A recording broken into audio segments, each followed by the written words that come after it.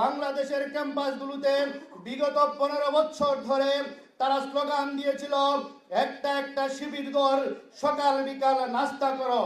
প্রিয় ভাইয়েরা, আমরা দেখতে পেয়েছি ক্যাম্পাসগুলোতে অস্ত্রের ঝঞ্ঝনানি, আমরা দেখতে পেয়েছি বৈষম্য বিরোধী ছাত্র আন্দোলনে দুই হাতে গুলি নিয়ে, দুই হাতে অস্ত্র তাক করে আমাদের ভাইদের উপর গুলি করা হয়েছে।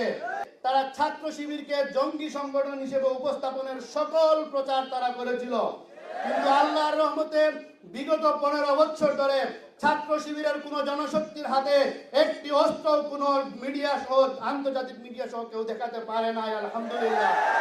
কিন্তু দুঃখজনক ভাবে আমরা দেখেছি তাদের হাতে সর্বাধুনিক আধুনিক আগ্নেয়াস্ত্র নিয়ে ছাত্র জনতার উপর তারা ঝাঁপিয়ে পড়েছিল।